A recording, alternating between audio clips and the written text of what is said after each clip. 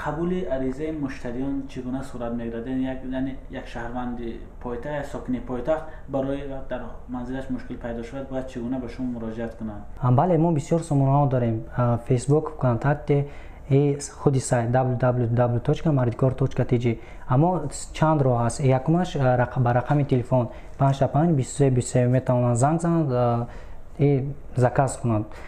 دیگرش باشد با یاری سایت می‌دارند، از اونجا می‌نویسند، عریضه‌شون می‌نویسند و ما قبول می‌کنیم. از فیسبوک نیست همین طور. خب نرخنامه شما چگونه می‌شود؟ یعنی برای شما چگونه نرخنامه معین کرده هستید؟ ما گشتیم، از بازار دیدیم، استوها رو دیدیم که نرخ آنها چند است و نرخ همه آنها رو گرفتن، آن را نرخ میانه‌اش رو یافتیم و گذاشتیم. یعنی چگونه؟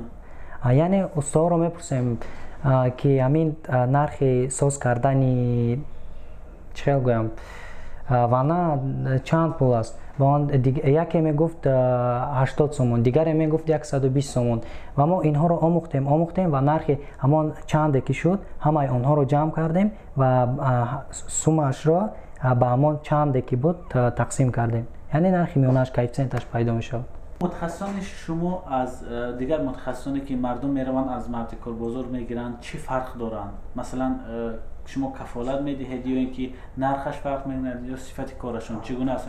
متخصصان ما از متخصصان مردکار با آن فرق میکنند که اول با صفت کار، دوم با نرخ پست، سوم معامله خوب با خانه‌دار و چهارم باشد کفالت کار بعد تازگی. عملی کردن همین لایحه برای شما چی فایده دارد؟ چی میدهد؟ اگر این طور فکر کنیم برای ما آن فایده نیست، برای اینکه از 100% ما 10% رو به خود میگیریم، آن هم باشد به انداز یا اینکه به همان سایت میرود، به هاستینگ سایت به همان ها میرود و این خیلی باشد. اصلا ما مشکلی مردم رو دیدیم، مشکلی مردم همین شهرمان رو دیدیم که همین طور مشکلی دارند و ما خواستیم که آن را بررسی کنیم که معامله استا و هم خانه‌دار هم خوبتر و بهتر شود. حالت‌های بودن که استاها دزدی میکردند، ولی شرکتی ما باشد این طور نیست، وقتی که کار رو کرد باز کفالت میدهد. تشکر برای صحبت. سلام.